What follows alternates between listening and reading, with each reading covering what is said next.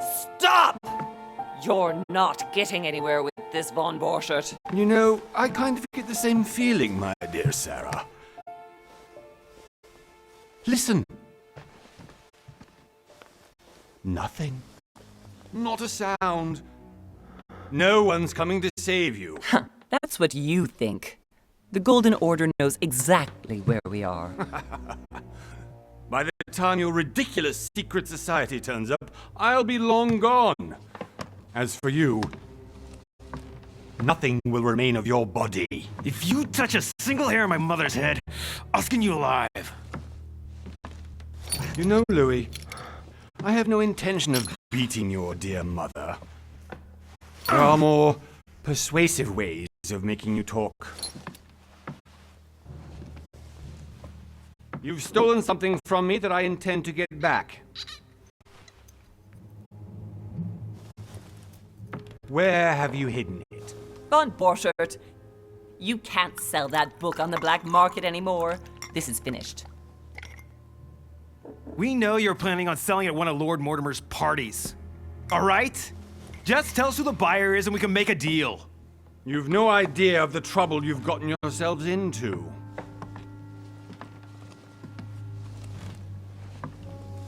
Oh, but you will tell me where it's hidden. I can promise you that. Stop annoying our host, Louis. Son, didn't what happened to you in Rome teach you anything? Just a few more minutes and my concoction will be ready. With this, your bodies will dissolve in less than 4 hours.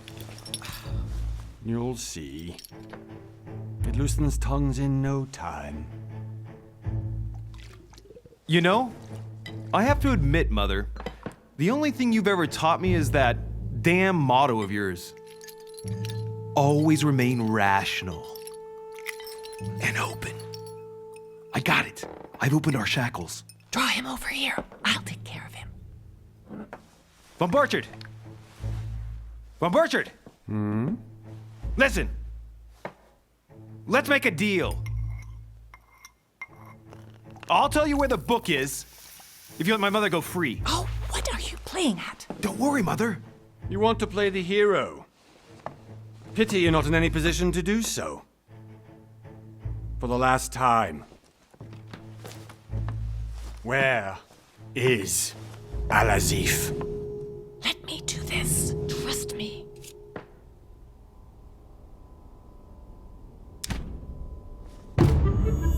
Please, be my guest, Mother.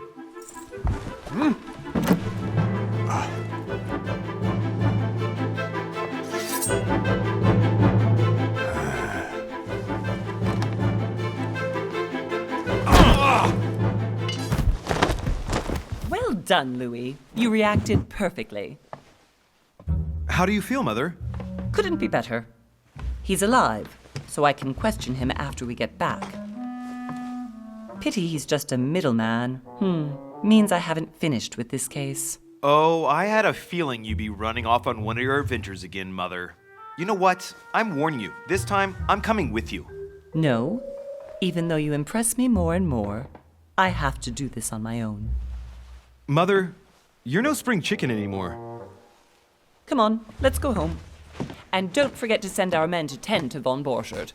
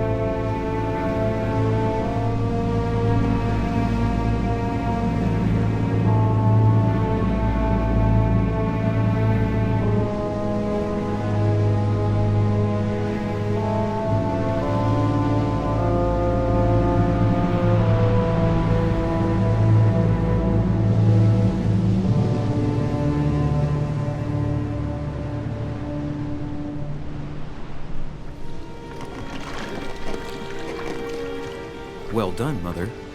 You just had to pick up Von Burchard's trail on your own, didn't you? You ditched me in Paris with no explanation, and off you go to infiltrate one of the world-renowned receptions of this Lord Mortimer? And now he writes me to say that you've gone missing on his private island? Which, by the way, looks more like a big rock than a paradise island.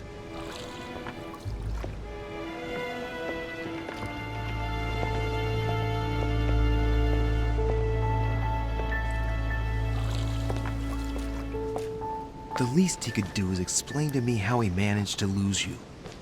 In any case, it is time for you to stop all this, Mother. It no longer suits your age.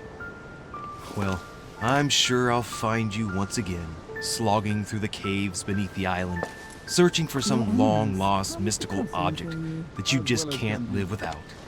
I'm already hating this trip, and all I've done is think Contrary about to it. what one may be able to imagine, it was not the host himself who invited me. Well now, Duchess, we find ourselves both invited by Sir Holm. Well, how very amusing. Perhaps we have some common interests, Your Eminence. Is this your first time at one of Lord Mortimer's legendary parties? Oh no, we have been friends since long ago. But as I'm doing some business with Sir Holm, the invitation came from him. Well, I simply can't wait for all the festivities to begin. And you, good sir, what brings you here?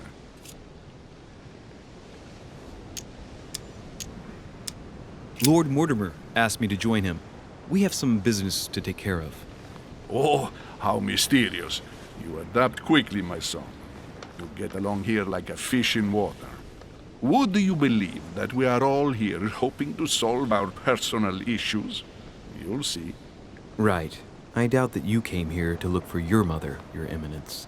Anyway, consider yourself fortunate, young man, because there are many who dream of simply one day setting foot on this island, and only a very few ever make it. Indeed, I imagine this must be your first time here.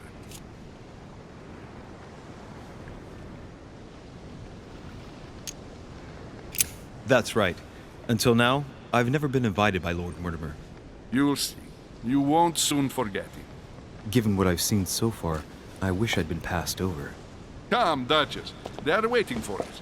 We're moving, Monsieur de Richet, if you would like to join us. I'm coming, Duchess. A cardinal? A duchess? I wonder if all the guests here are this prestigious. If I'd known, I would have gone for a better suit.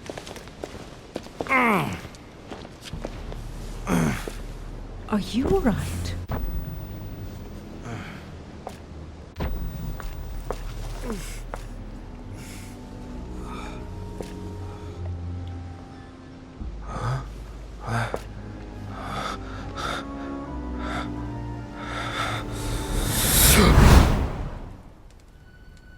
Mother?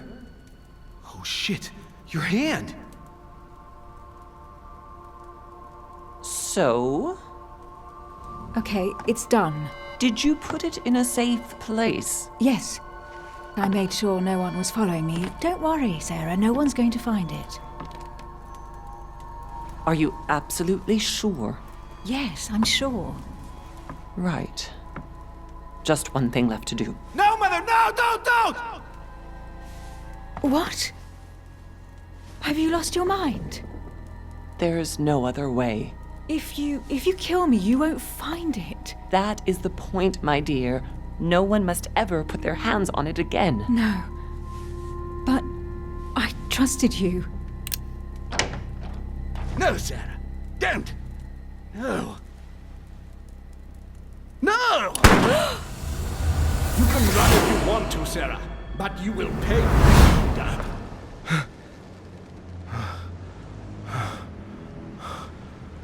Hugh. Louis, are you all right? What's going on?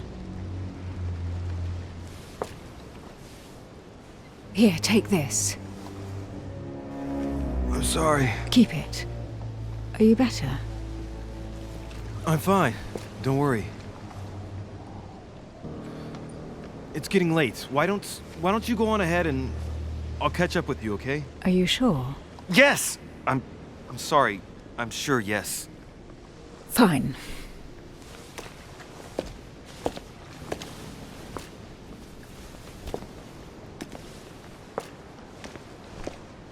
I definitely have to find Mother quickly. Am I going crazy or what? This can't be real. The Duchess arrived with me. What's happening to me, for God's sake? I absolutely need to find you, Mother.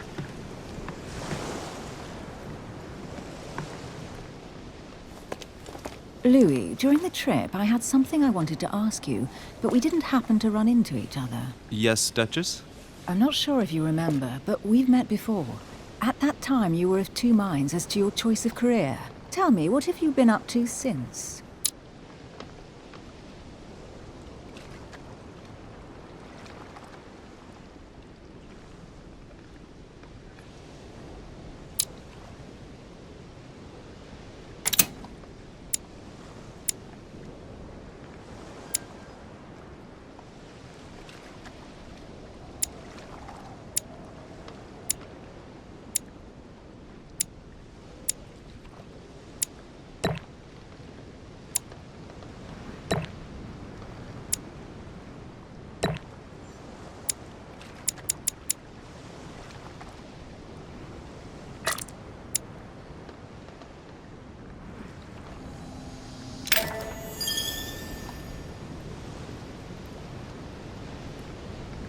I have been involved in all sorts of unsolved cases.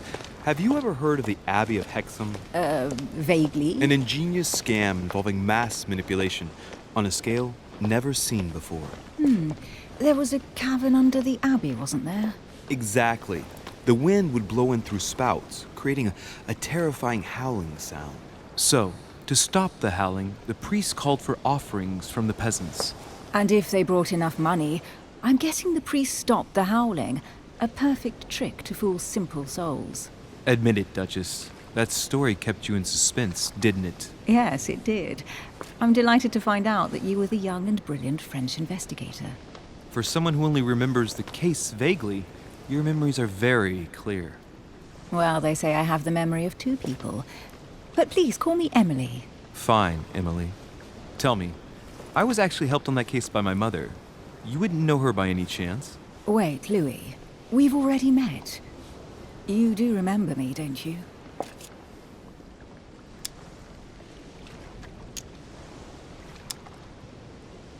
Please excuse me, madam. I'm sure we've met before, but I don't remember where. I appreciate your honesty, even if it's not very flattering for me. I imagine that with your beauty, madam, it's the first time a man hasn't remembered your face. Well, I must say you make up for yourself rather elegantly. Please stop torturing me. I'm completely at your mercy. Where have we met? 4 years ago, in London, No. Sorry, I don't remember. in the office of William Pitt. Remember? No? I'm so sorry, Emily, but I really don't remember you. Let's drop it, Louis. It doesn't matter. Right, time to go to the manor.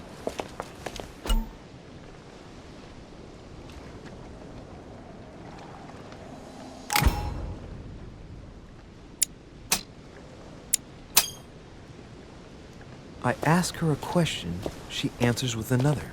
Is she playing with me?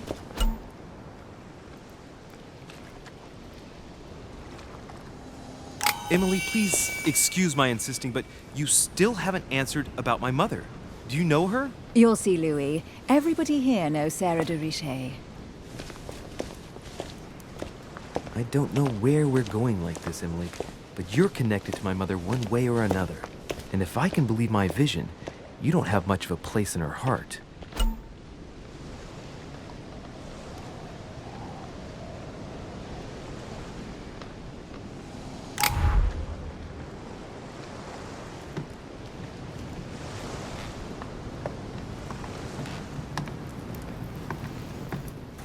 Good evening, sir. May I ask your name, please? Louis Moras de Richet. Monsieur de Richet. Delighted to welcome you among us, sir. You must be Sarah de Richet's son. I must tell you we are doing our utmost to find your mother as quickly as possible. What can you tell me about the disappearance of my mother? 2 weeks have passed since Sir's mother went missing. All the staff here have since been busy searching every nook and cranny of the island. But Sir may rest assured, we shouldn't be long in finding her. And just what have you found so far? It would seem that Sir's mother may be hiding on the island and regularly changing her location. But no one seems to know why she would find this behavior necessary. What do you mean? On several occasions, we have found leftovers of food, a few of her things, or even traces of campsites. The reason why we're searching the wharf again is because lights were spotted there last night. Where we are now? Indeed, sir. According to our information, lights were seen in the middle of the night, sir. After verification, none of the guests seem to have left the manor last night. We think that perhaps Sir's mother was here.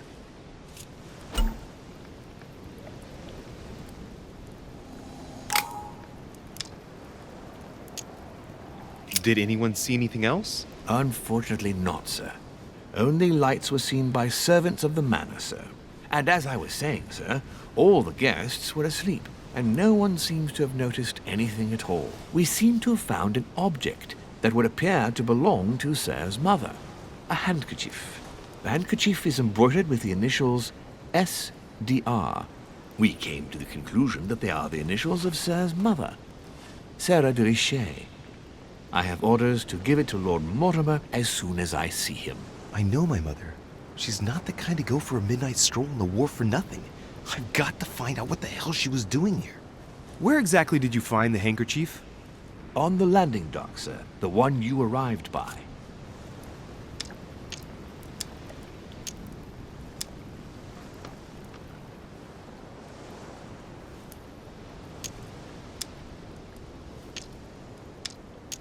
Pass me the handkerchief.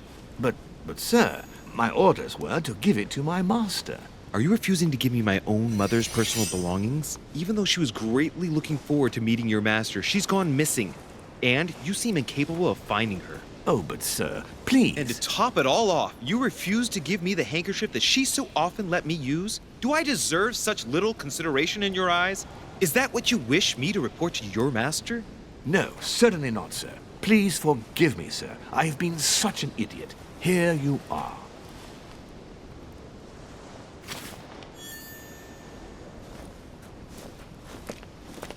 It is indeed your handkerchief, Mother. You must have come here for a specific reason. I need to know what it is. Let's think. What could she have been doing out here on this wharf?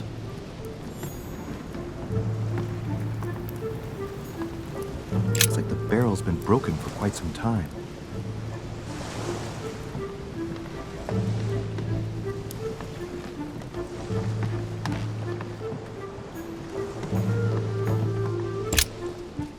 A wooden floorboard.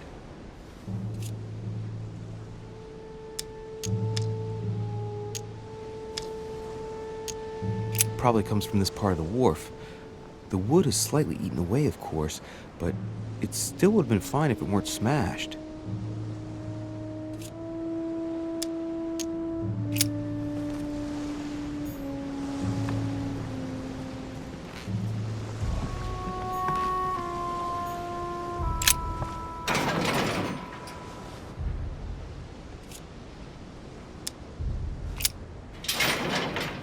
It's locked.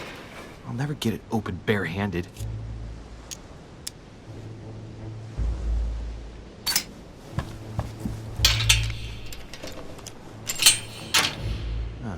There we are.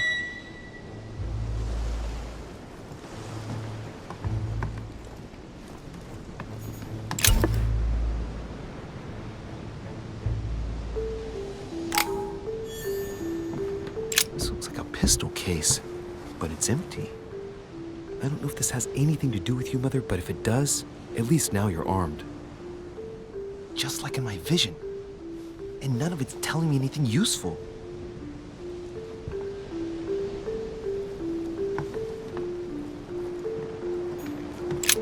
This wharf is used as storage for a lot of barrels. Uh-huh. What have we here? It's cannon powder. The powder's wet. Not surprising, given the dampness of the dock. It's unusable now. I don't know what the person who left this barrel like this had in mind, but it's a waste. Apparently, someone on this island has gone through a whole lot of trouble to arm themselves. I really must find you, dear mother, and quickly too. Amber.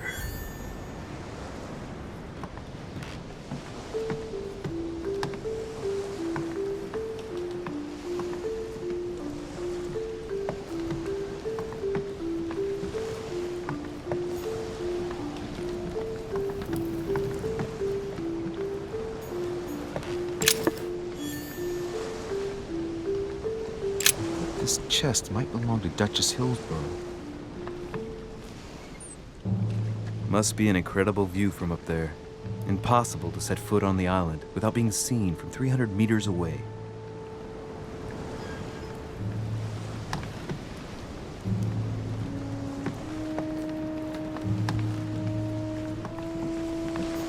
Some rope.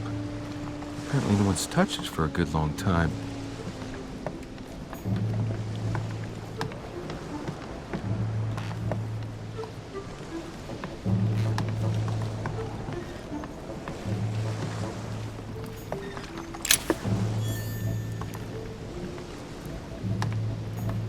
A sack of seeds. It's unopened.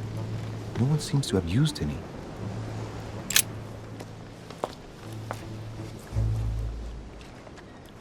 Looks like a bar from an old gate. This miserable old bar has been broken fairly recently. The edges are still clean, and the tip is blackened. Without analysis to the contrary, I put my money on cannon powder. This might just come in handy.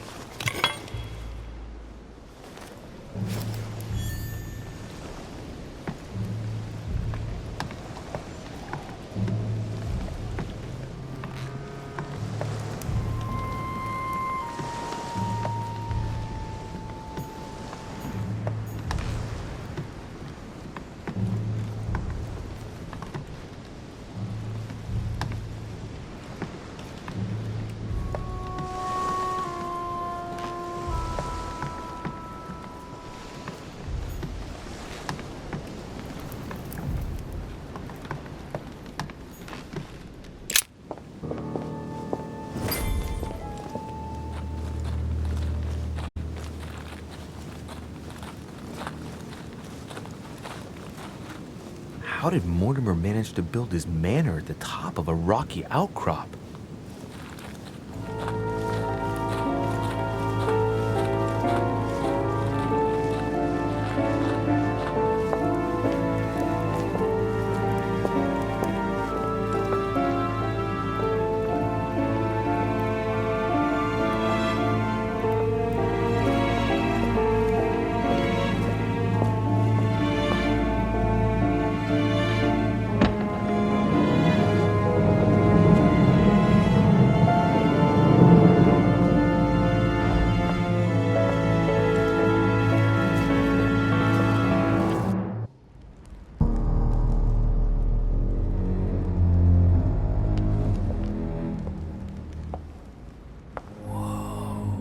Impressive. Ah, my son. I was looking for you. What can I do for you, Your Eminence? I wanted to ask you. You are the son of Sara de Riche, aren't you? You see, your mother and I were supposed to meet here on this very spot. I was supposed to hand her a very important envelope. But I haven't seen her. If only Mother had told me why she was coming here. Anyway, I ought to take the envelope. It might have something to do with her disappearance. Listen, if it will help, you can always give it to me. Thank you, my son. I'll bear that in mind. I'd rather deal with her directly. Don't take it personally. Would you happen to know if your mother has arrived yet?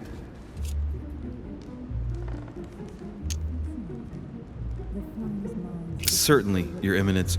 Mother got here some time ago. I was hoping to find her when I arrived, but given the hour, she must be asleep by now. Right.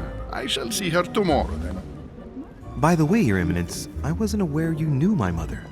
Ah, if you only knew, my son. I hold your mother in the highest regard. She has rendered great service to the church, and her help is invaluable. I hope that you will follow in her footsteps. If only she had told me where she was headed. Nonetheless, our exchanges have always been discreet, and I should like them to remain as such. If your mother wishes to speak to you about us one day, I will not mind if she does so. That is very commendable. But since we work together on a daily basis, it's surely just an oversight. Most certainly. You said you work together. What do you do exactly?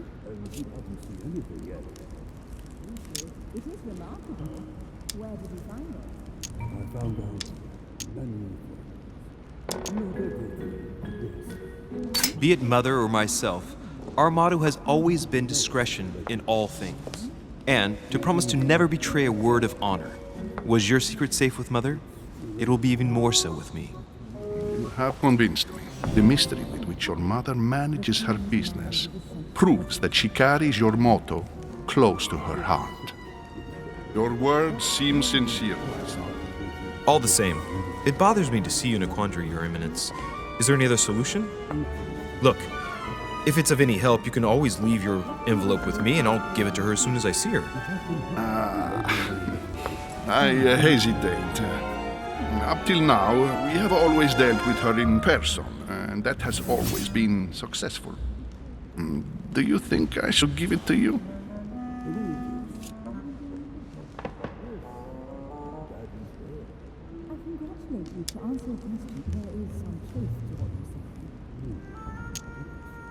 Don't worry, Your Eminence. Your secret is safe with me. You know my mother's reputation. As her son, I will defend the de Richet's word with the same fervor. I would expect nothing less. Listen to me, my child.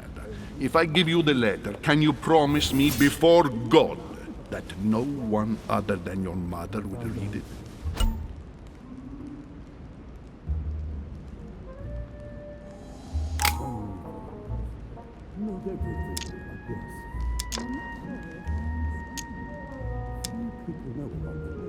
I swear by the Almighty God to honor the promise that no one but my mother shall cast her gaze upon your letter.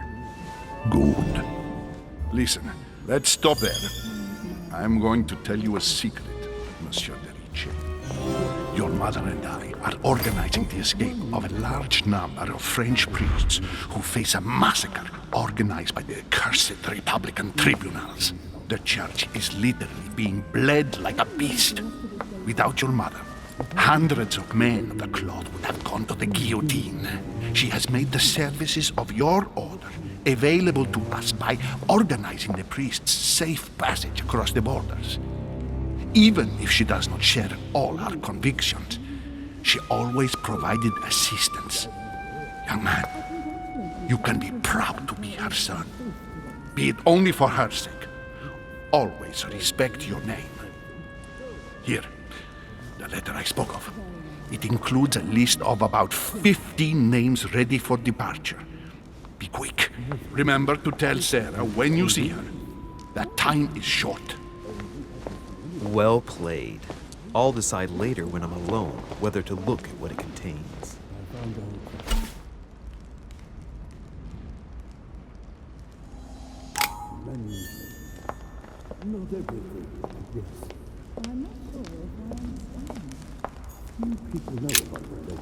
Lives of the Noble Greeks and Romans by Plutarch, a biography of the great men.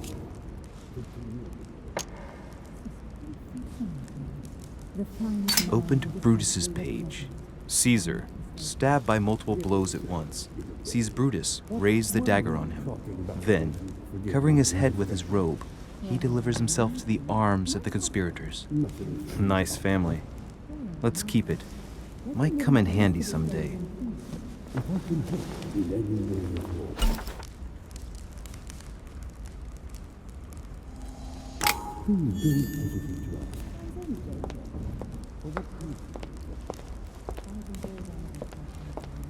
I thought my chimney was big, but this one is beyond belief. It's the least one can say. I've been longing for a warm fire for ages. Since I set foot on the island, I haven't ventured more than 2 yards away from it. Have you also just arrived? Oh, late morning, I'd say. Louis, come join us. Monsieur, may I introduce you to Monseigneur His Eminence Cardinal Piaggi? He joins us straight from Rome. Oh, just call me Your Eminence. It's simpler. George Washington, President of the United States of America. Delighted at last to make your acquaintance, Mr. President. Pleased to meet you, Mr. President. Louis Moras de Richet. It is an honor to meet you. Young man, let's keep it simple, please. Let us forget our fancy titles. Nice to meet you, Louis. I should imagine you never thought you'd be in such company. I must admit that I didn't. It's the first time that I've ever met so many illustrious personalities. And you haven't seen anything yet. Generally, when Lord Mortimer organizes one of his receptions, there are over a dozen people here. They can't all be here yet, and you'll see, most of the time there's only the upper crust. And I noticed you were already getting to know His Eminence at the entrance. It's the perfect place to build up a network. What were you talking about, if you forgive my indiscretion?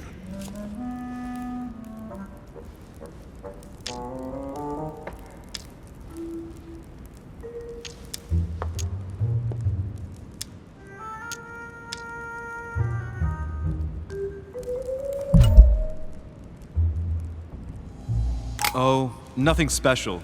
His Eminence had an envelope to give to my mother, initially. Because your mother was supposed to join us. That's right. She arrived a few weeks ago.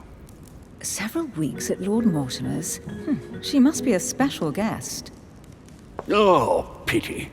No scrumptious gossip or juicy tidbits, unmentionable secrets, or even money matters. But you'll see, it will come.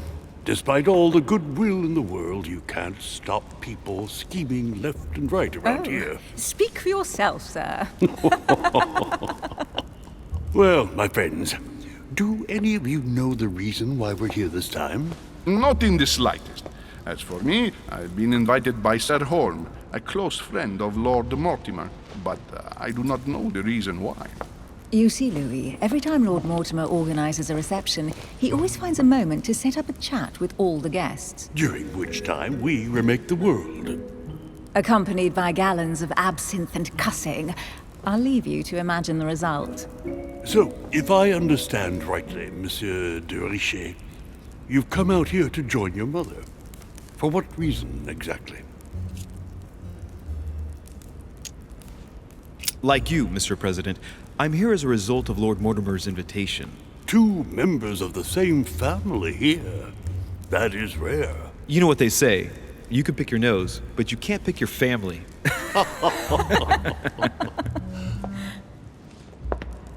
Seriously, though, I know your mother well. Stay behind with me afterwards, and we'll take a moment to speak about her.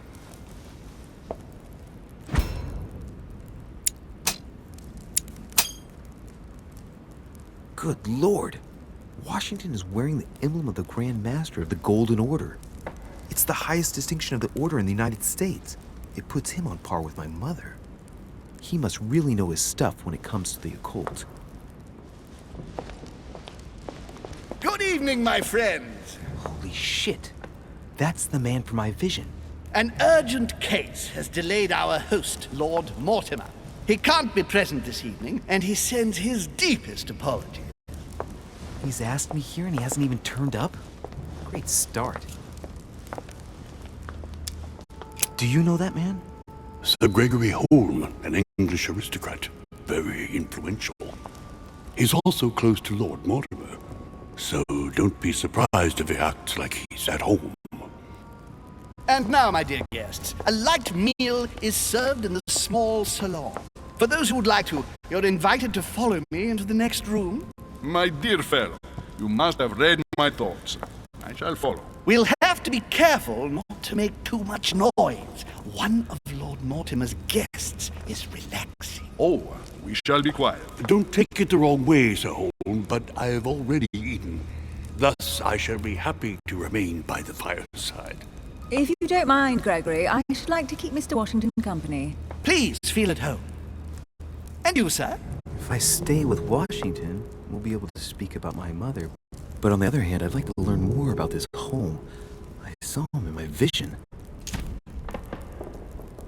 Let's see what Washington has to say. Sir, if you don't mind, I shall stay here. Do exactly as you please, young man. Louis, thank you for staying. Just like you, when I arrived this morning, I found out that Sarah had gone missing. I know your mother well. Don't worry. Emily is from the English branch of the Golden Order. And President Washington is in fact the leader of the Order in the United States. I didn't know. Sorry to have made you wait, but I didn't want to speak in front of the others. You did well. Secrecy and discretion are the pillars of our organization. If I can help in any way at all, please don't hesitate to ask, my lad. And if you have any other questions, now's the time.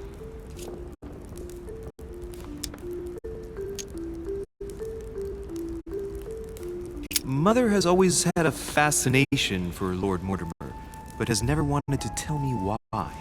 Lord Mortimer is a remarkable man. He's wealthy and is advisor to the very highly placed. Your mother is the head of the Order in France. It doesn't surprise me that he asked her to come. Lord Mortimer greatly contributed to financing my electoral campaign, for example. But I want this to be clear, without ever seeking to gain an advantage. And that is to his credit. Yes, you can trust him. He will do everything in his power to help you find Sarah. Mr. Washington, you seem to be very familiar with my mother. Where did you first meet her? I met Sarah during the War of Independence on American soil. She was introduced to me by a mutual acquaintance, and I must say that her sound advice prevented me from making some terrible mistakes. She may not be a soldier, but believe me, she deserves a statue as much as Lafayette does. Well, I didn't see that one coming. There's no doubt Mother has many secrets that are still hidden. Right. Would it be too much if I asked you a few more questions? Not at all. Go ahead. But I can't promise I'll remember everything. May I ask, when you saw each other, what did you talk about?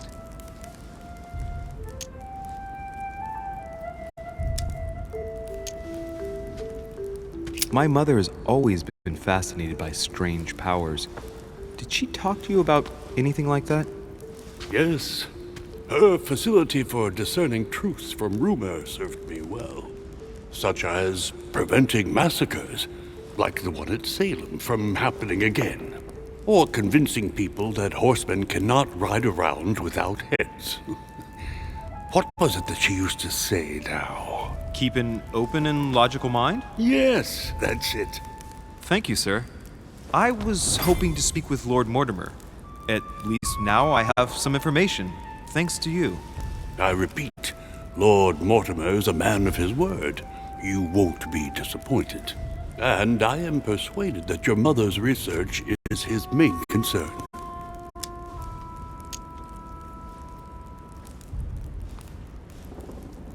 I wonder if Mother is still on the island. Could she not have taken a boat and left? I don't see how. No vessel can moor closer than 200 yards. Not to mention the permanent presence of staff and servants.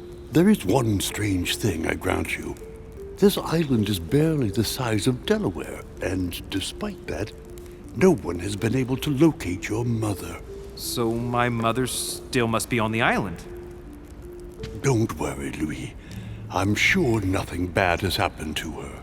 Yes, I hope not.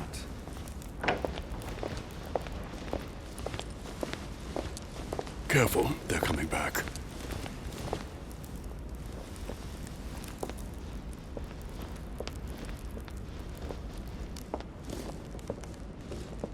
Well, I am impressed with all this splendor. But don't spend too much time with Mr. Washington, my dear, or you'll lose your pretty accent.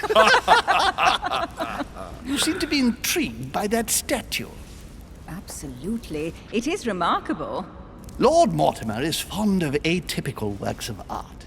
I won't disguise the fact that I find it all a little megalomaniacal. But I must say, he does have some outstanding pieces. The statue is impressive, and so are the paintings. Rubens, the Caravage, Guignero. Lord Mortimer has very good taste, and the means to express it. Oh, I see our young sir is a connoisseur. Yes, in my spare time. Yet, I couldn't tell you who the artist of that painting there is. I think I recognize a theme, but the style intrigues me. Saturn devouring his son. Oh, well, you wouldn't know. The artist is none other than Lord Mortimer. I thought for a long time that the painting wasn't finished, but my old friend assured me it was. Still, there's no accounting for taste. Not very conventional, but it sure does hold your attention. You will find that Lord Mortimer is not what one would call conventional, Monsieur de Richet. Sir Holm, who was that young lady with you? Elizabeth Adams, Mr. President. She would have liked to have stayed with us, but the poor thing is exhausted. Elizabeth Adams? Miss Adams is here to rest. You have perhaps already come across her in the corridors. She arrived a few days ago. I perceived her, but we weren't introduced. Rest assured, she is not here for the same reasons as yourselves. Consequently, I'm counting on your indulgence. On that note, it's very late. You must be exhausted. The servant will accompany you to your rooms.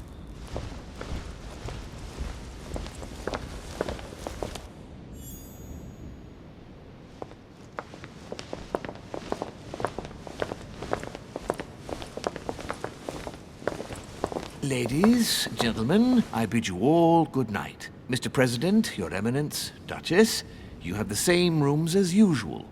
You, Monsieur de Richet, will find your room at the end of the corridor. Well, my friends, I am bone tired. I am off to my bed. See you in the morning. Good night, sir. I shall do likewise. Louis, I shall see you in the morning. Sleep well. Good night. See you tomorrow. Oh man, it's been quite a day. Right, where is my room? Duchess Emily Hillsborough.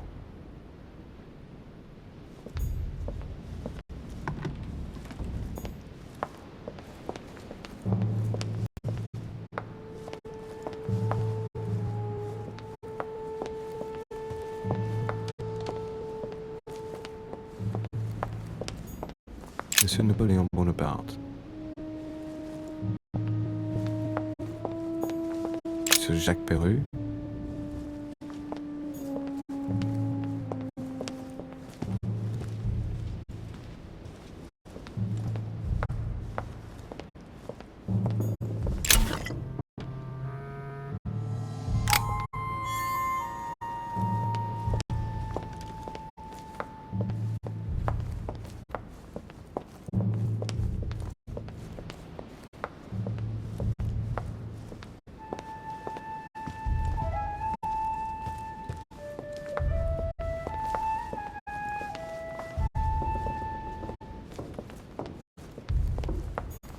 Monsieur Johann van Wunder.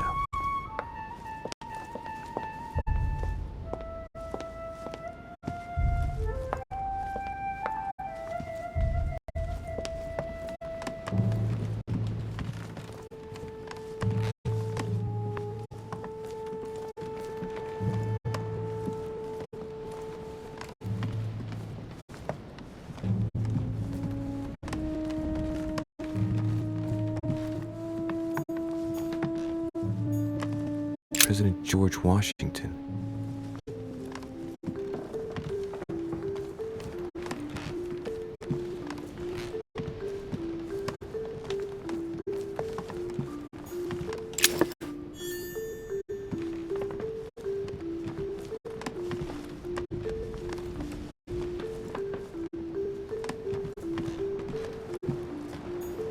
Monseigneur His Eminence Cardinal Biaggi.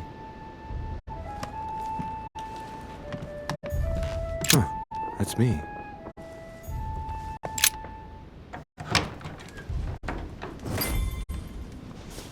Right. So what shall I do with this letter? It might be about my mother's disappearance. But if I open it, I'll be betraying Biaggi's trust. What should I do?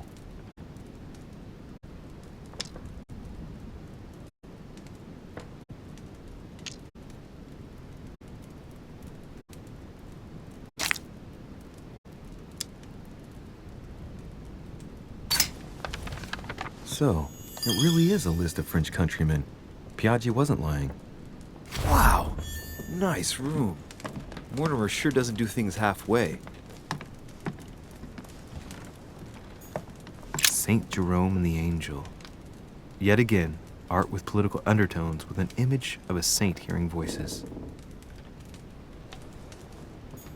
Saturn devouring his son. Again? I saw the same theme in the hall. I wouldn't like to be his son. The conversion of St. Paul, by Caravaggio. It's incredible. It doesn't look like a copy, but I was sure the original was in Rome.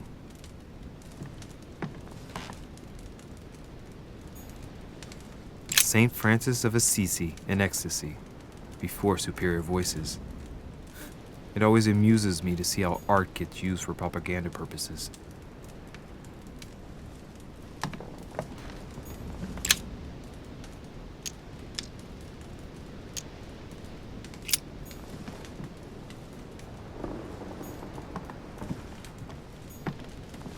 Inferno by Dante. Abandon hope, all ye who enter here. Lovely lectures Mortimer's giving to his guests. Very jolly.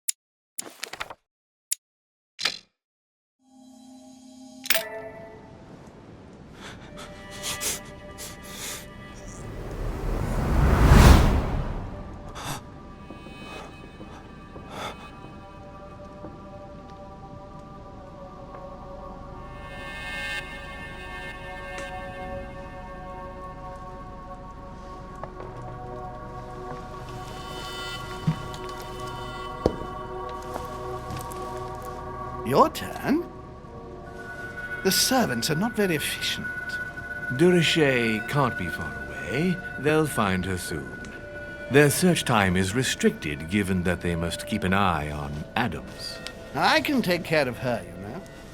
Yes. Well, in any case, I do thank you for bringing her to the island. From what I've understood, the search of Durocher's room hasn't turned up any results. Not yet, no. But we've put her son in there. Perhaps he'll find something. That might come in handy. Louis grows impatient at not yet having met the famous Lord Mortimer. He will meet him tomorrow.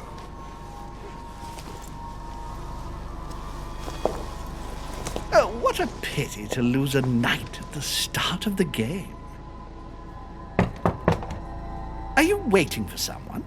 A young French soldier. During our game of chess? Don't worry, Gregory. The game won't disappear. I'll have one of my men escort you back. Don't trouble yourself. I know my way out. Ah, good evening, gentlemen.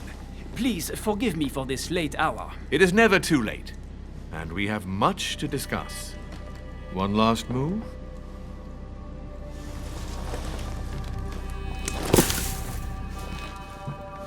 Don't worry. Our games always seem to end like this. Or always start like this. Come, take a seat, my friend.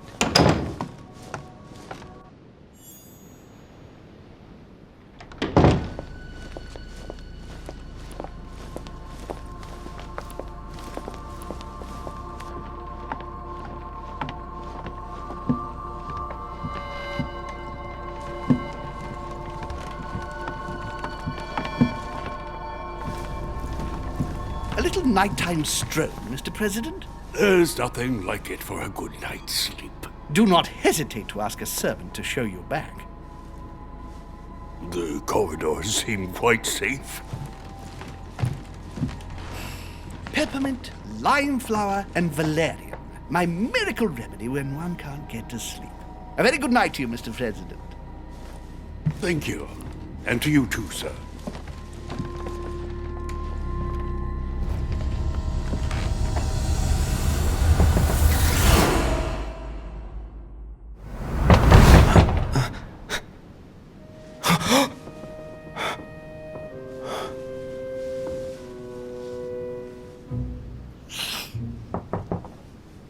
I'm coming.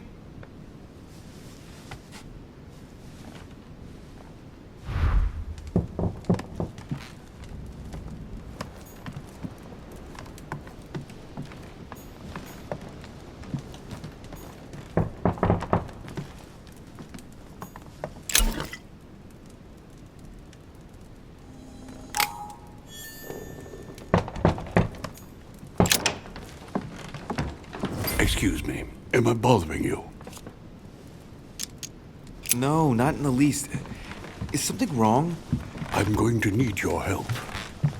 Do you remember the young lady we spoke of in the hall? No. What's her name again? Elizabeth Adams. Well, she is the daughter of my friend, the Vice President, John Adams. But she is supposed to be dead. Yeah, that's bizarre. Fair enough. Good heavens! I was present at her funeral. It is disturbing indeed. Yes. I need to make sure it's her. That's where you come in. I want you to distract Elizabeth while I search her room. And perhaps get my hands on some important information. At least, I hope so. Elizabeth is in the small salon. If you hurry, you can still catch her. I just need 10 minutes. But if my vision is true, there are two men nearby discussing very important issues, and one of them looks much like Mortimer. Washington is very kind, but I came to this island for my mother, not for his ghost stories.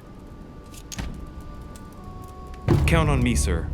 Thank you, my friend. Keep Elizabeth downstairs as long as possible. She must not return to her room. Trust me.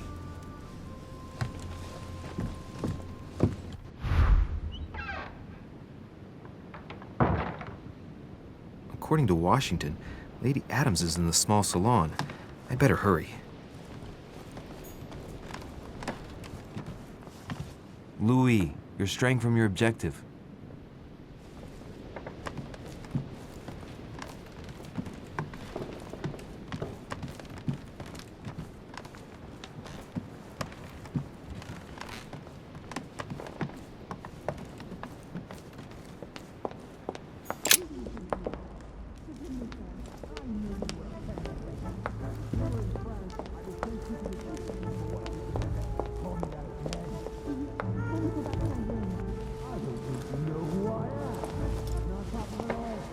My son.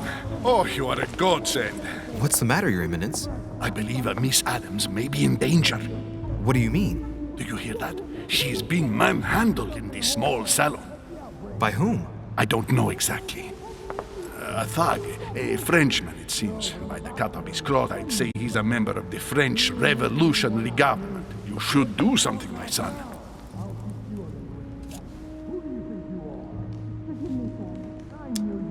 Shit. I was supposed to make sure Adams wouldn't go back to her room. Don't worry, Your Eminence. I'll take care of it. Probably nothing to worry about. Do you want me to call for help? Please don't do anything. I'm sure with a little goodwill, everything will work out fine. Don't go and wake up the whole manor, please. Thank you, my son. May God watch over you. Who do you think you are? Forgive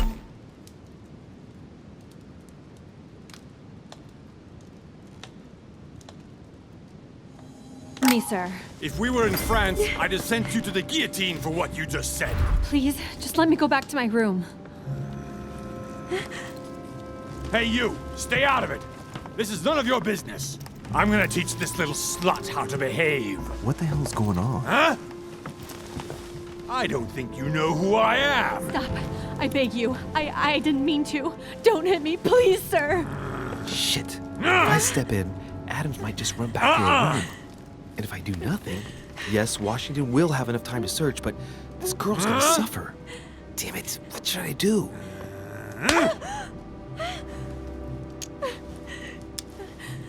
You filthy whore! I apologize. Have mercy.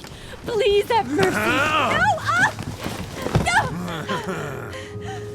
I apologize. Nah, nah, nah. Mercy, have mercy. Nah, nah, nah. Where's that smart mouth now? I'll teach you a little respect. Huh?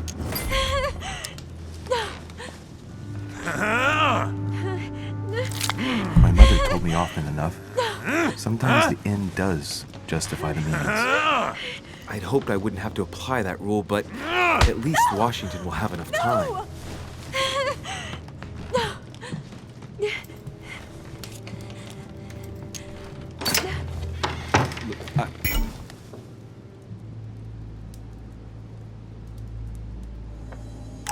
Please. It's too late for that. Leave me alone. Forgive me. He took me by surprise. I didn't think he'd really hit you. Please, don't touch me.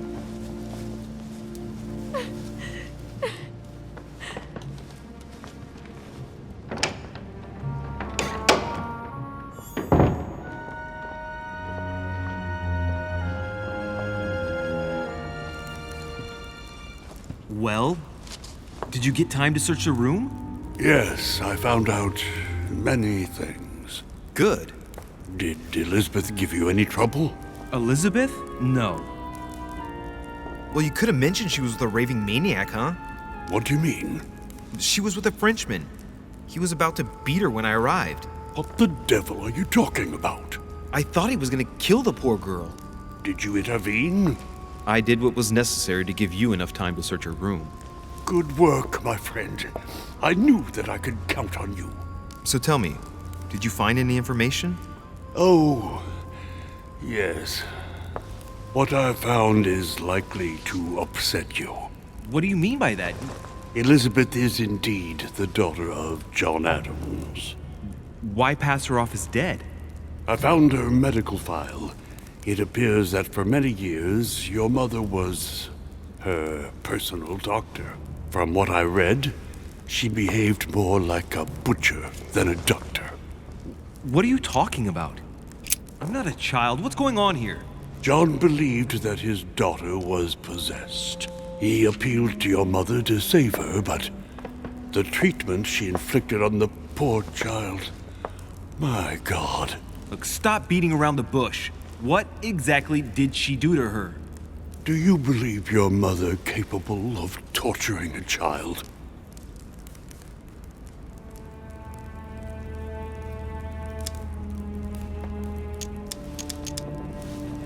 My mother would never do something like that. But she did. And with the blessing of the Order. No, she wouldn't go that far. Prove it. Show me that file.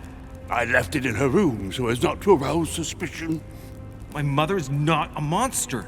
I do not doubt that your mother meant well, but the techniques described in the file, it is pure torture. Please. I need some time alone. I have seen some horrors in my time. But if what is written in these damned documents is true, be brave, my boy.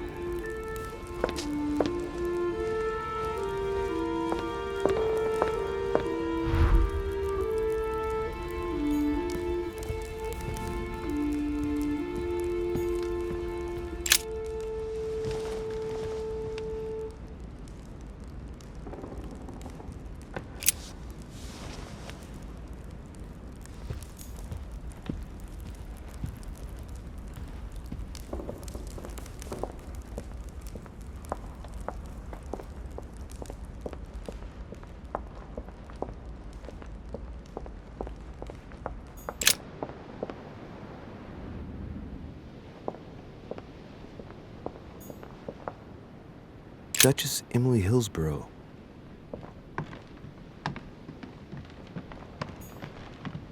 Duke Manuel Godoy.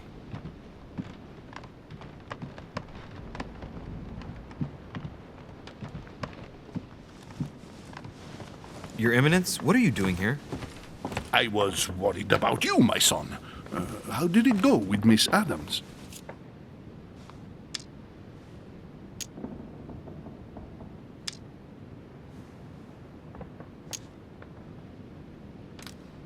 Could have been worse. Let's say that Miss Adams will remember it for a couple of days. What? Did you not intervene? Of course not. What did you want me to do? That thug could have snapped me in half in 2 seconds. So, you prefer to let that fragile young lady take a beating rather than risk getting slapped around a bit yourself? Mr. Derice, your mother would not have been proud of you. Listen, next time it happens, join me instead of hiding behind the door. If you're gonna talk big, back it up. You should be ashamed. I will pray for your soul, my son. My son, I have another problem. I wanted to speak to you about something important. Do you still have my letter on you? The one I gave you in the hall? Why do you ask? I have a name to add to it.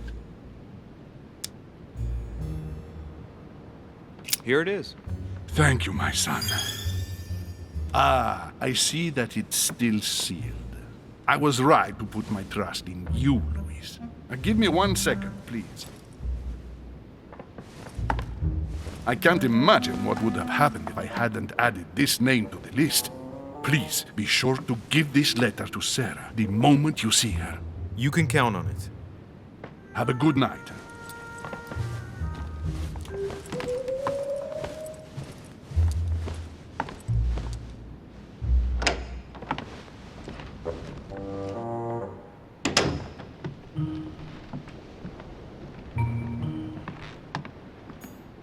Huh, that's me.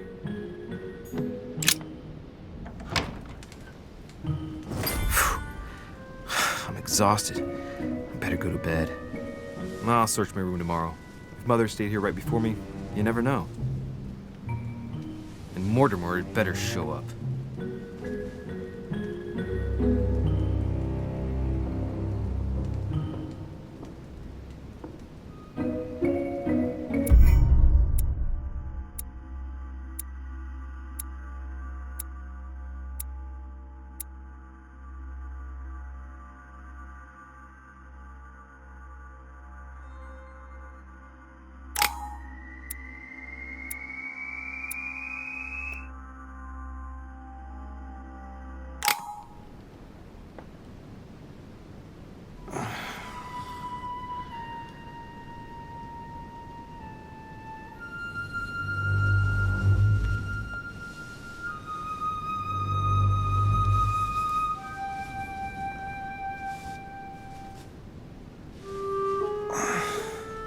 All right. In my vision yesterday, I saw that Mother had this room before me.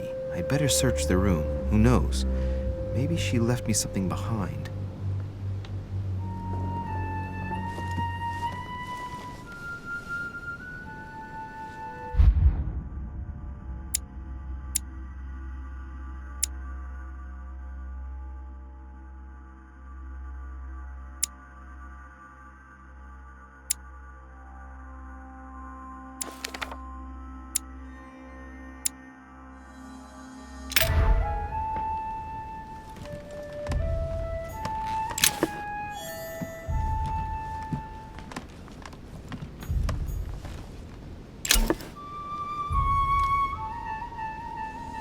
Devil's Thorn.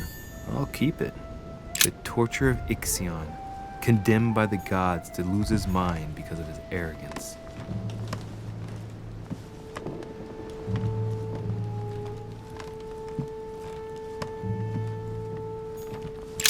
Writing material.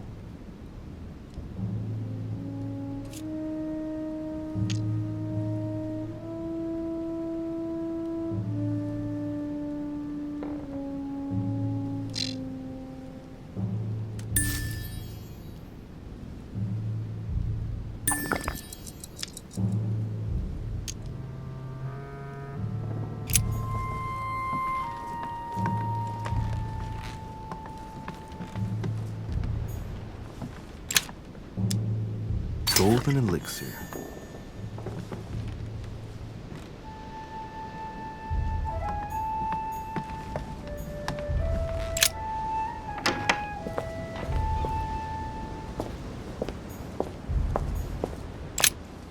Here's something that will undermine my botanist's appreciation for the local climate.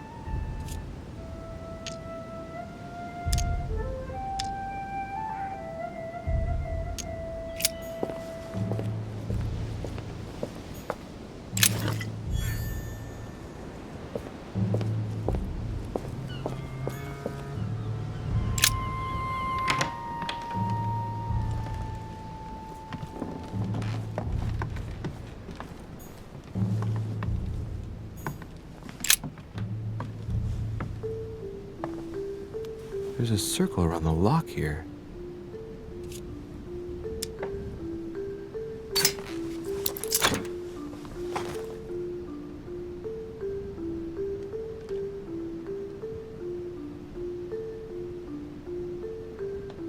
There's a note. Effects of Sœur de Richer, to be given to her son, Louis.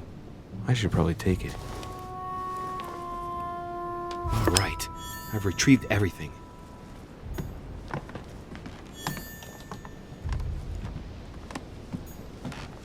Inferno by Dante. Abandon hope, all ye who enter here.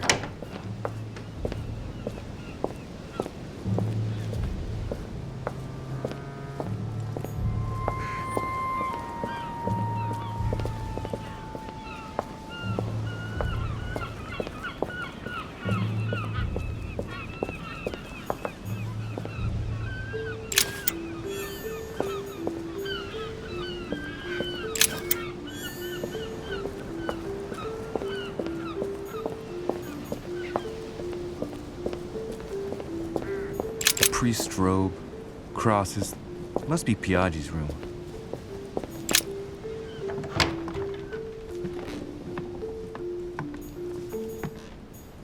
Look, markings on the floor.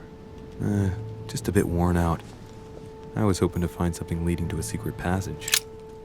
Oh, this bookcase is well stocked. Oh, this book has been put back the wrong way round.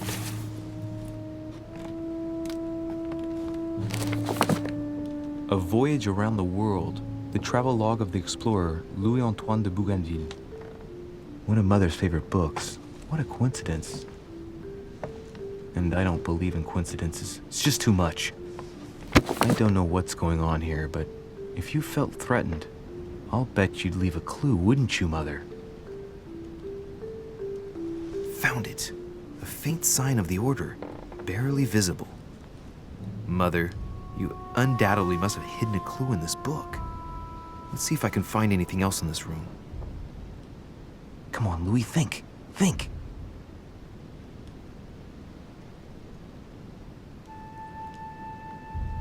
Let's recap. My mother was in this room. I found a rare edition of her favorite book. She must have left something behind. She must have used the writing materials. What if she used lemon juice instead? An old trick used to hide messages. A message using invisible ink. I bet she used a lemon to leave a message. Now, how do I reveal the message?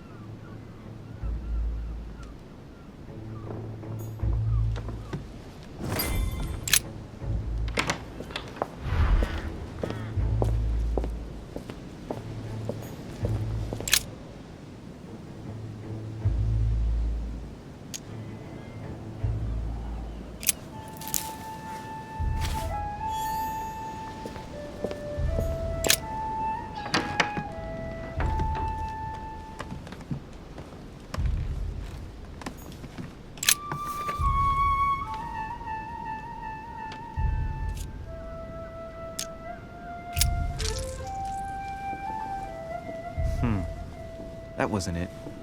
Not to mention I covered half the page with lemon juice. Great!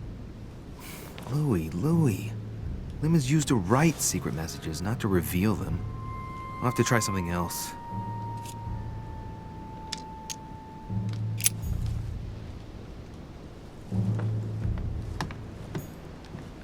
Inferno by Dante. Abandon hope, all ye who enter here. Lovely lectures Mortimer is giving to his guests. Very jolly.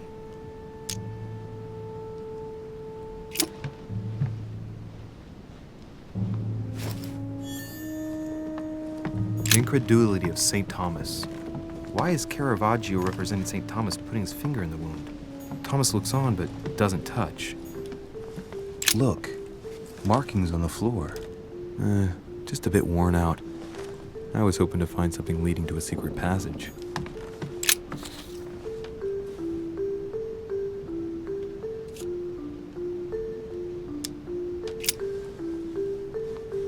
Well, so it wasn't that, and I've just stained half the page. Ink is always used to write a message, never to reveal one. I must find something else.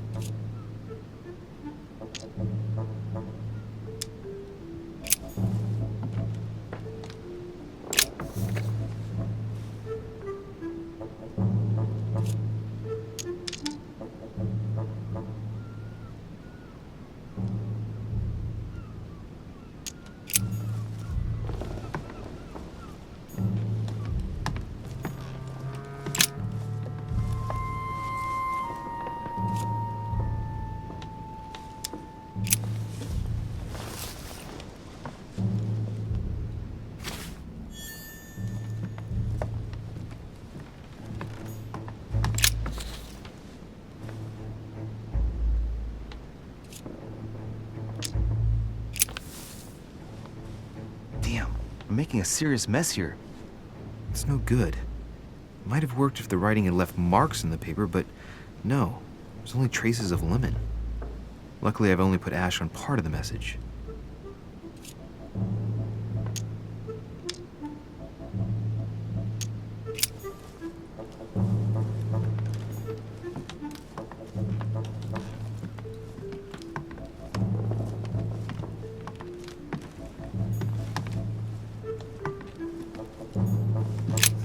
Nothing here. I wouldn't mind a nice, strong coffee, though.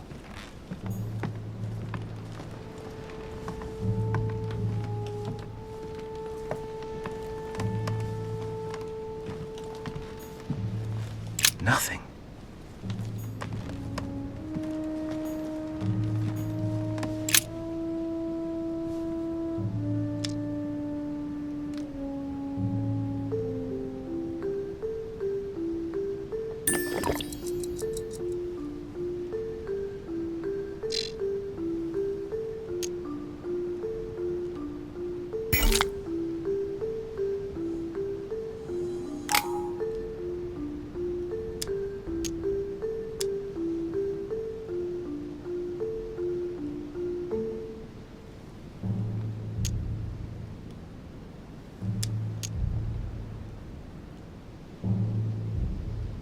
If a message is written in lemon juice, the flame will reveal it.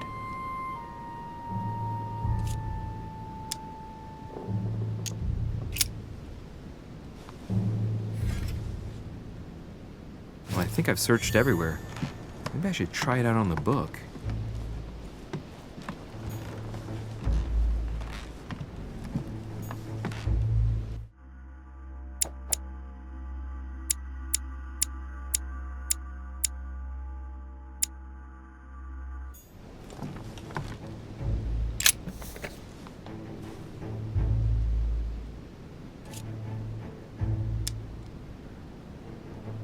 Aha! It's working! The heat reveals the message. Let's see what my mother wrote. Where all eyes size you up, you must pass by the Gorgon. Gorgon was the name of Medusa in Greek mythology. On the other hand, where all eyes size you up, I don't get it. And judging by the number of paintings in the manor, could be anywhere. Damn! The message continues, but thanks to me, the rest of the text is unreadable. Great. I hope it wasn't a unique addition or Mother's gonna kill me. Now I better hurry and find that damn Medusa. Sir, dinner is served in the red salon. Typical. I'm not hungry. Please give my apologies to all the guests. Sir Holm requests your presence, sir.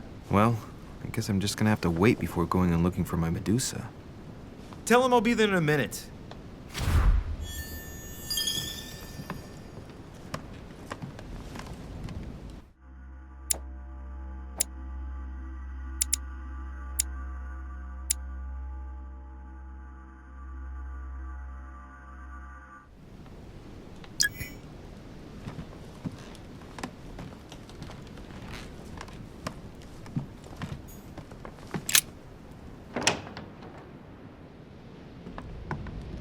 If I get a chance, I may have to take a little tour through the rooms of the other guests.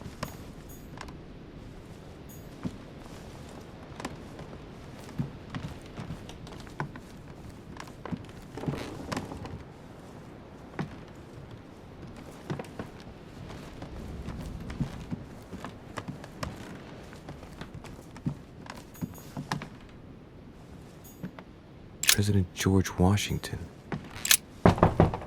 Let no one disturb me. I'm busy. Too bad. I'll see him later.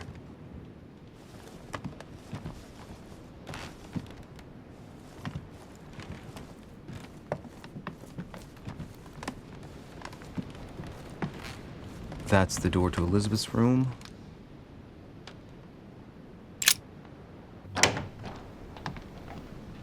For God's sakes, what happened in here?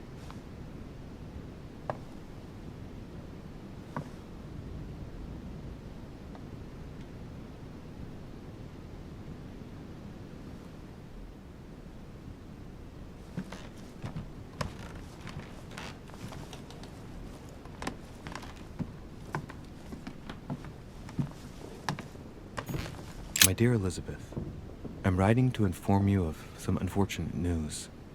We won't be able to meet as planned on the first Sunday of May. I've been told that you're no better, and, unfortunately, your brothers and I are absolutely snowed under by the work required to govern this new country. Please excuse us.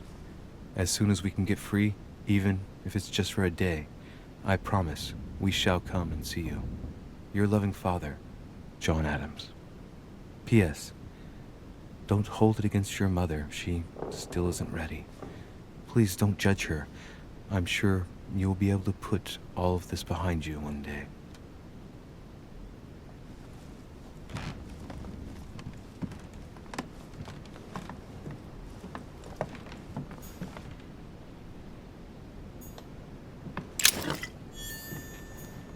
A Pound. A novel of the initiation of a young woman into polite society. June 11th, 1791. My dear Elizabeth, your last letter gave me much cause for concern. Your words were so cold, as if emotions no longer mattered to you. Father maintains that the secondary effects of your treatment still trouble you, but that they will soon subside. Should I believe him? I cling to the belief that we shall soon see each other again, at long last, right soon. Your loving sister, Abigail. P.S. Don't forget to tell me what present you want.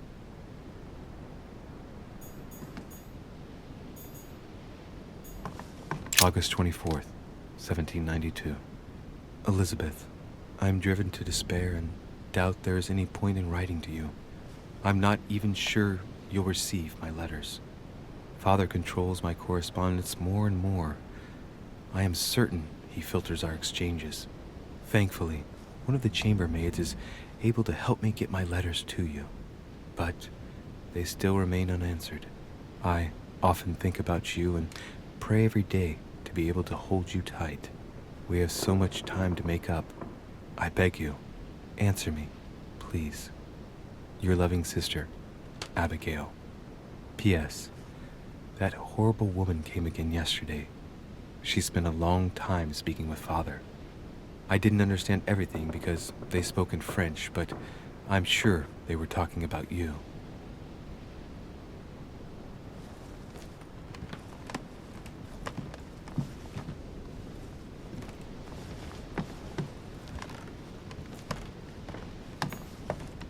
30 November, 1791. My dear sister, the cancellation of our reunion hit me like a stab to the heart. Father told me it was for your well-being, but I can't help but blame him. He claims that your condition has worsened and that it could be dangerous for both of us if we met. If only I knew where you were, believe me, I'd be at your side. I haven't received any news from you in a long time. Please write. Your loving sister, Abigail. P.S. I hope you like the enclosed talisman.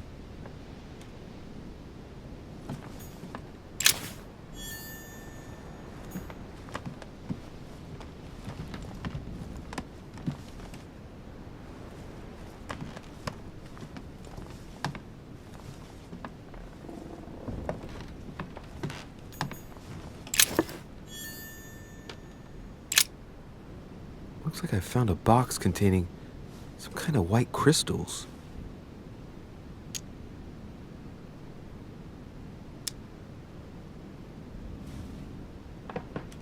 These are magnesium crystals, a fairly effective remedy for easing anxiety.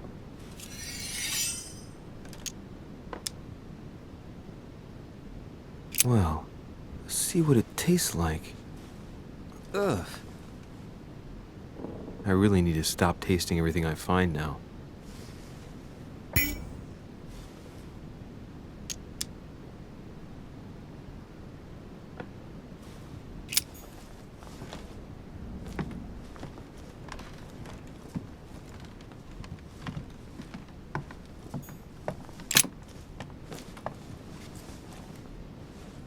A chest with a half-circle pattern.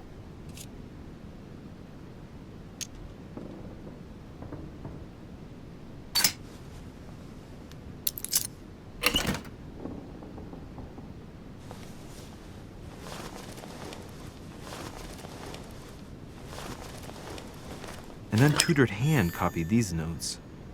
Looks like a healing method. Well, that's a pity. The writing is barely legible.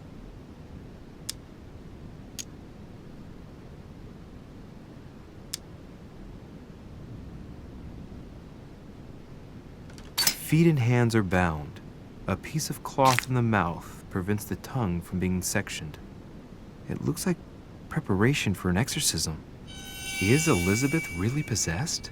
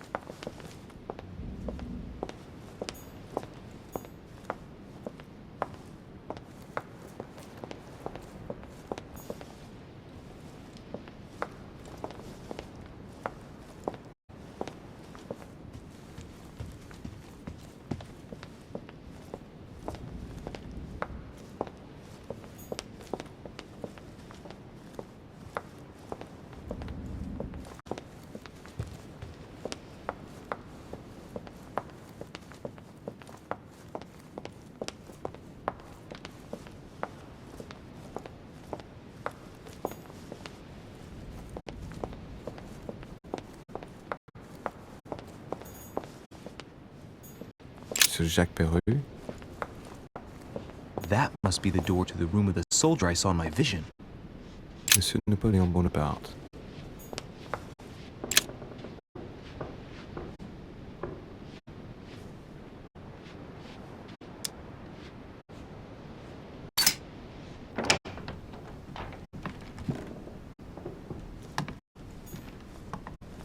Hannibal crossing the Alps.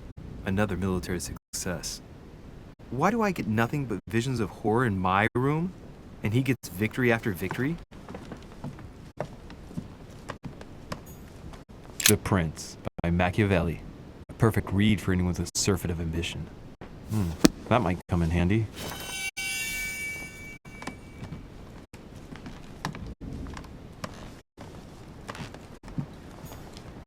bicorn decorated with a cockade.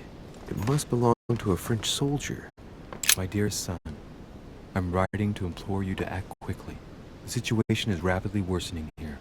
Paoli continues to steer our motherland, Corsica, toward open warfare between France and England.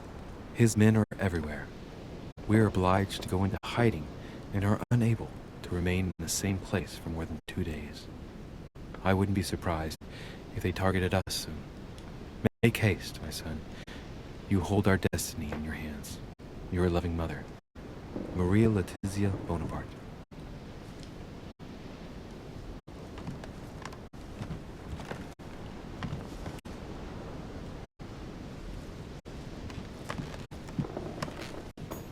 The Battle of Alexander at Issus, or how Alexander the Great triumphed over King Darius. Yet another one with delusions of grandeur.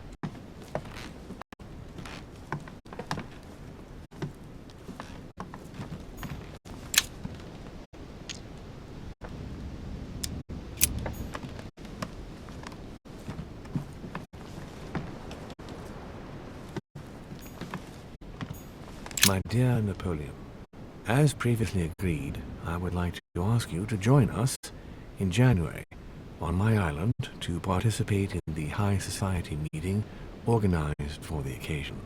We shall be able to continue our discussion about our project for a new order for France. I have a proposition to make to you concerning your wish to put a strong leader at the head of France. I trust you to be discreet as to your coming. See you soon, Lord William.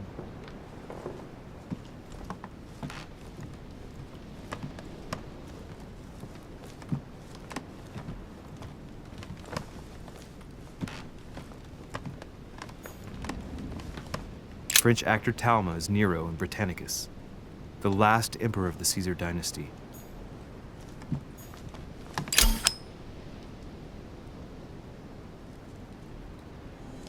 A fragment of amber.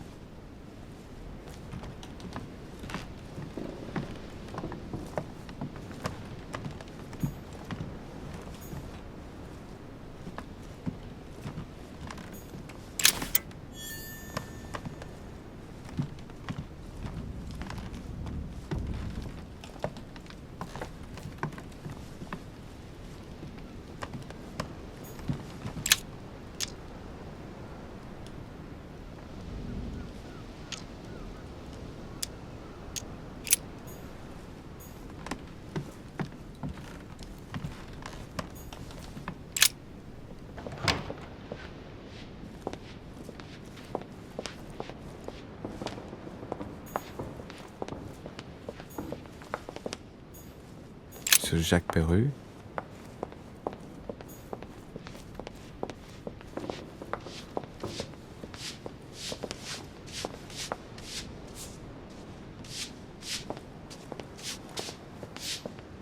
Duchess Emily Hillsborough.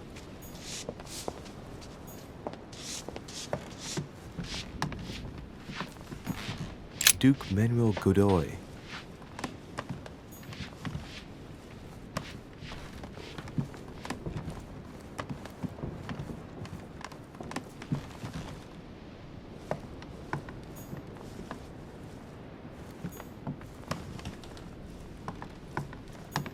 Huh, that's me.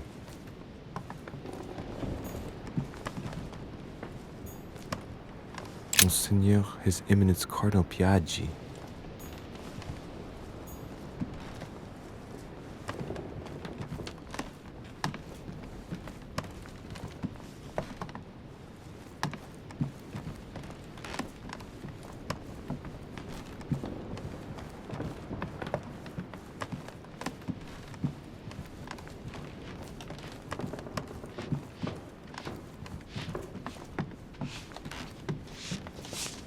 Might be better to take a different stairway.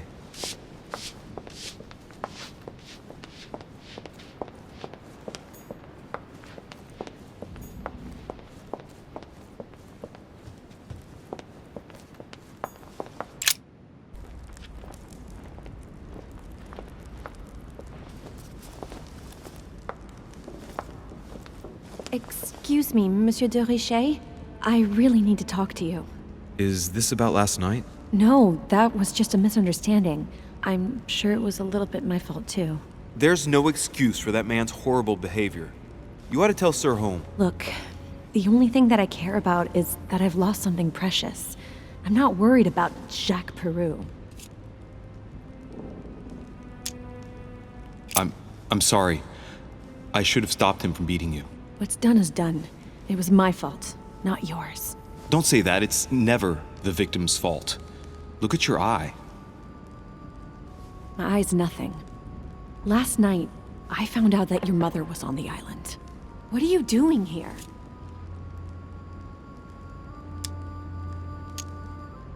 Excuse me, but speaking frankly, why would you care?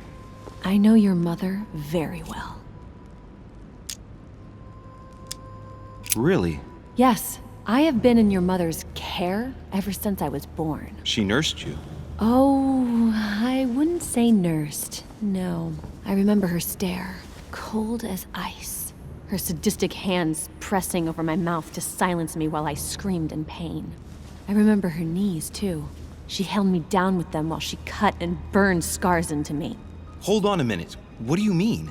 You can ask her when you see her. Huh, she's getting more and more agitated. Look, I've got to go. Wait.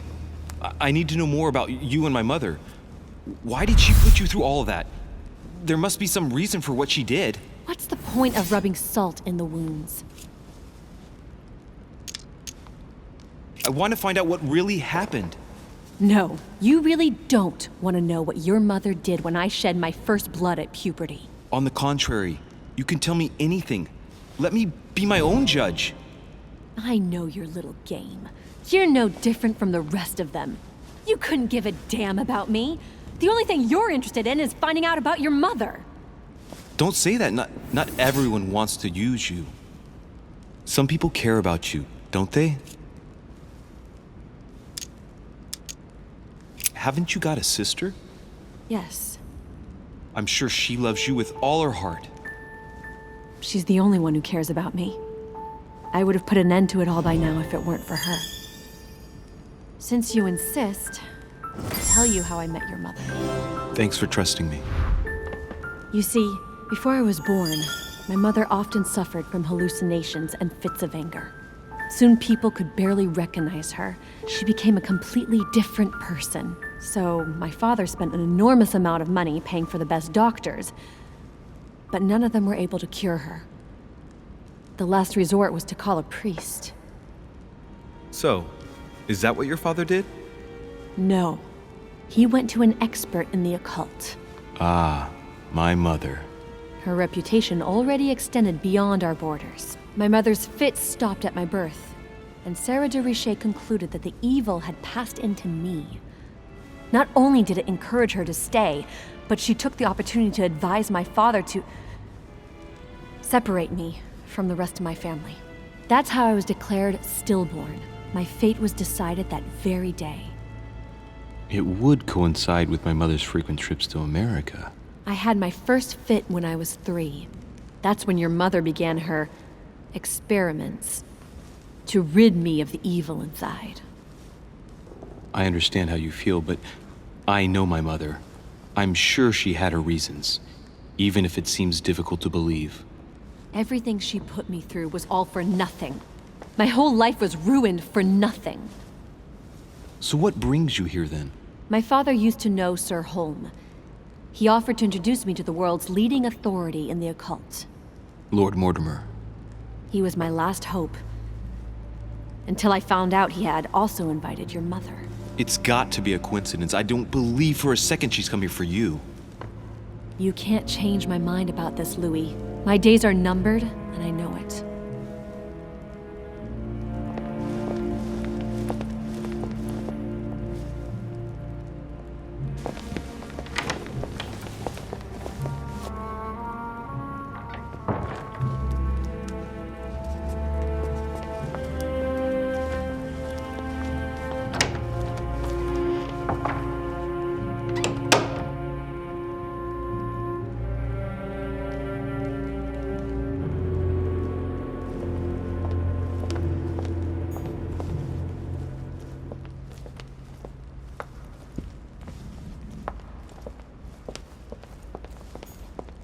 What can I do for you, sir? I am at your service day and night, sir. I would like to speak about your master, Lord Mortimer. Do please excuse me, sir, but I shall make no comment about my master. Is there anything else that sir would like to know?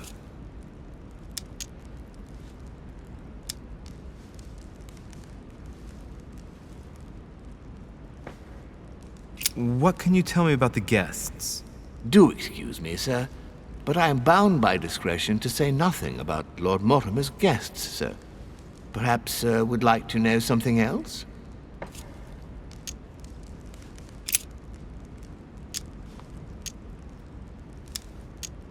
What is outside on the island exactly? Lord Mortimer has made a point of keeping the main part of the island in its natural state, sir. For security reasons, only the wharves and the gardens are accessible to guests. If sir would like to walk along the wharves, he has only to follow the pathway used upon his arrival. If he would like to walk in the interior gardens of the manor, I would advise sir to pass through the portrait gallery. May I help sir in any other way? Yes. What can I find on the second floor? That floor is strictly reserved for Lord Mortimer, sir. In the west wing, on the second floor, are his private chambers. In the east wing are the rooms reserved for Lord Mortimer's personal guests. At the moment, these rooms are reserved for Sir Holmes, sir. But only authorized guests may access that area. Does sir have any more questions? Yes. Can you briefly describe the ground floor, please? Very well, sir. On the ground floor, there are mainly living rooms. Sir finds himself at present in the Grand Hall. From the Grand Hall, sir can access, on one side, the small salon where the guests like to relax with a good book. From there, sir can access the conference room, which is closed at present for preparations. That is where Lord Mortimer likes to gather all of his guests for talks. From the other side of the Grand Hall, sir may access the dining room. That is where sir's meals will be served. From the dining room, sir may benefit from an exceptional view overlooking the island. It is also the best way to access the portrait gallery, where a large part of Lord Mortimer's works are exhibited. And in the gallery, sir will also find access to the garden. But sir may be reassured the building is accessible on both sides, so that it surrounds the garden in question. So, sir should not find cause to worry. No one has ever gotten lost. Except for my mother. Has sir another question?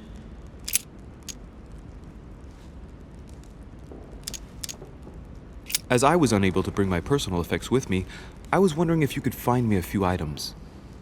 Of course, sir. What would you require?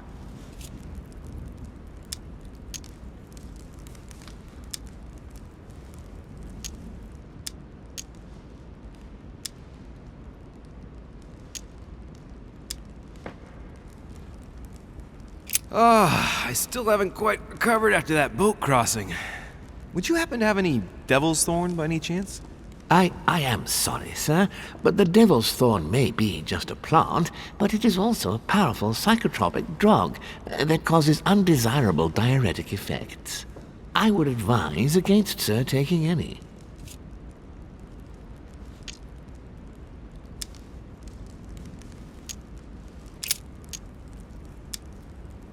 You wouldn't have a little golden elixir I could use, would you?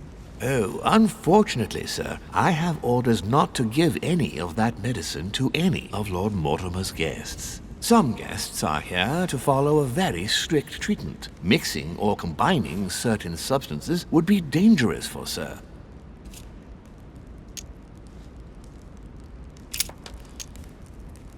A little Carmelite water would do me a lot of good. Could you find me some, please? Oh, the tonics are under lock and key, sir. Lord Mortimer only allows access to them in cases of emergency.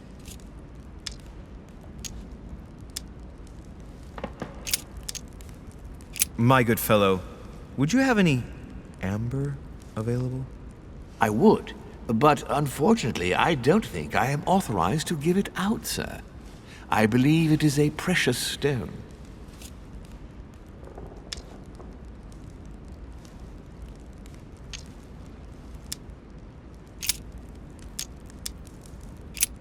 What's that book you're hiding in your jacket?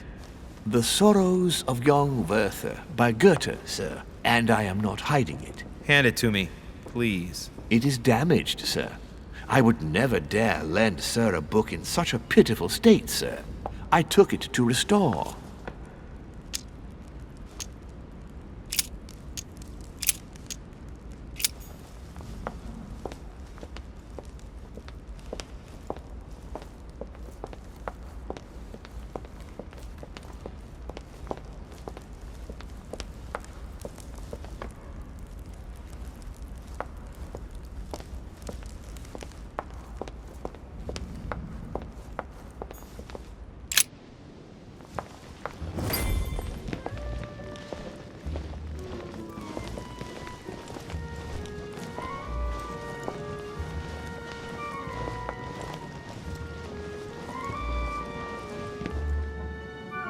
Dear friends, I bid you welcome.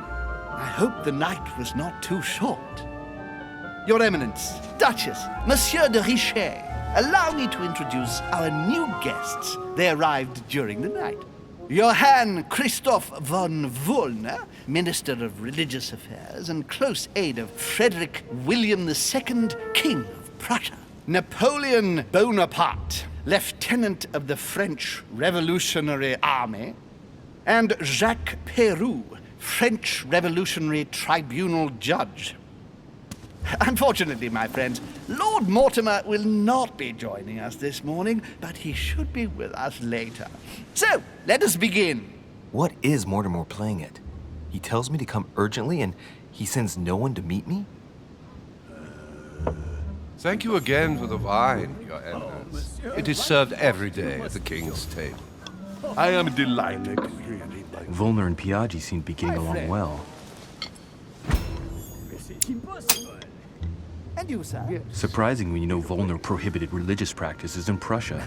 Renowned member of the Rose Croix Order, former Freemason, and great lover of alchemy. And look at Piaggi fawning over him. I really do have a problem digesting political protocol. What a storm. My dear Johann, how are you? Glad to make landfall at last. And yourself? Very well. And your husband? He's poorly. The French Revolution gives him terrible headaches. Oh, I understand. I shall feel better too as soon as the situation is settled. If by chance the French crisis is emulated in Berlin, there will always be a refuge for you in London, my dear. Your offer does you honor, Emily. But London is much closer to Paris than Berlin. Beware. The French are capable of sailing up the Thames straight to the Houses of Parliament. Oh, my friend, I am shaking in my clogs. Yes, in a way. Is the wine to your liking? Very much so, Sir Gregory. Such complexity. Typically French. A Sauterne, isn't it? Absolutely. If I'm not mistaken, this is not Lord Mortimer's favourite wine. It is yours. In his absence, I have taken the liberty of making a slight deviation from the rule, but I count on your discretion. Don't worry, I appreciate the same grape varieties as you. I remember the last time we tasted that nectar here at this table. The finest minds of the century were present. And the last time we drank it, the orphanage in Bloomsbury was still in ruins. Would you repeat that? Oh, well, I put some small effort into the works. The orphanage reopened just before Christmas. The bedrooms, washrooms, and the classrooms had all been refurbished. I don't know what to say. You have given the girls a wonderful Christmas gift. Thank you. I made a promise. Now it is done.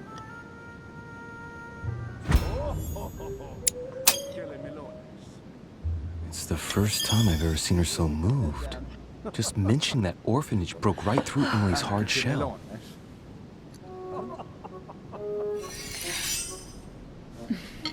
Is everything all right? Yes, thank you. I had a moment of absence, but here I am again. Oh. My lord, I only know the prestige of your name. Might I have the honor of getting to know you a little better? You are Monsieur Louis Moras de Richet. de Richet. De Richet. A name with a nobiliary particle. Are you descended from a noble line? Not really, no. I am just a simple French citizen. Really? Oh, you seem nothing like a commoner. Especially compared to that wretch over there sharing our meal. My friend. Have you any information on this Napoleon? Please, go ahead. What do you want to know? Certainly not. What do you think, madam? What is this Bonaparte doing here? The presence of a soldier is never a good sign. It can only mean there's going to be further war. To answer your question, I only know that his family were in favor of the revolution, and that it almost cost them their lives. Thank you, that's helpful. Monsieur de Richet, it would seem we have common interests. Could we speak in private, please? Mm-hmm.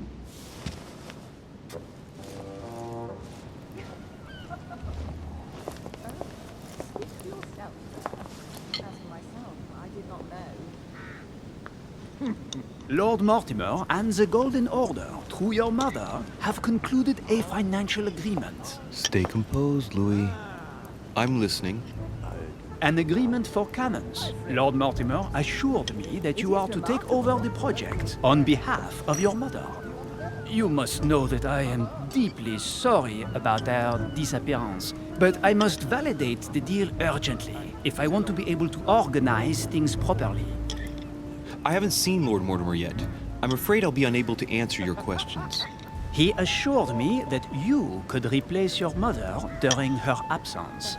I appreciate his confidence, but still, this is a bit hasty. But please continue. Of course, but I need to know if I can count you among my allies. Well, of course. And for that, I have a little question for you.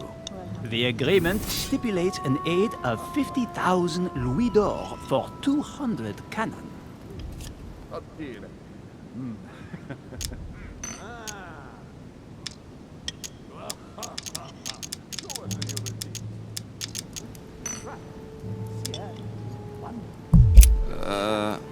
I don't know.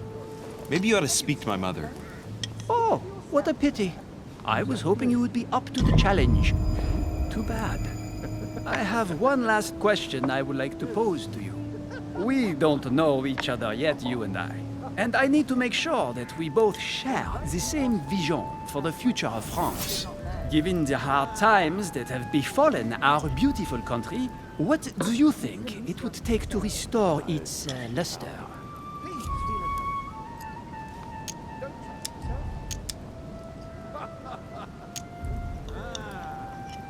I think what France is lacking today is a truly strong leader ready to govern her. Someone who will restore her luster, who will propel her forward so once again she becomes a proud nation respected by all. A man capable of both rebuilding the country from the inside and, at the same time, developing exterior relations. Someone with a vision, I think. The right person still remains to be found. You're right, my friend. I hear your words, and I agree. Monsieur de Richet, I am reassured. I am very happy to have met you. Lord Mortimer was right to put his trust in you. I hope to work with you in the very near future. I would like to thank you for your support by offering you this humble little gift. Reflections on the Revolution in France. Monsieur Bonaparte, I thank you for this gesture, and please know that I, too, am delighted to have met you. My friends, I would like to say a few words, please. I would like to thank Lord Mortimer and you, Sir Holm, for bringing us all together here. Those of us for whom it is not the first time here, like me, are all trembling in sweet anticipation of the arrival of our host.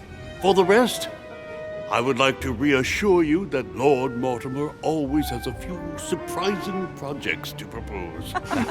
But I can assure you that each and every one of us has always benefited from them. The last time I came to this place, Lord Mortimer offered to help me in my electoral campaign for the presidency of the United States. And it is imminently clear that his support was an invaluable aid to us. We are here among like-minded people. So let us put aside the conflicts in which some of our nations find themselves at present. So I raise my glass in honor of you all, my new and old friends. I trust you shall not be disappointed, Mr. Washington. Right, we shall meet again tomorrow. All the guests will be present, as well as Lord Mortimer, I hope. Until then, I trust you will find plenty to keep you amused.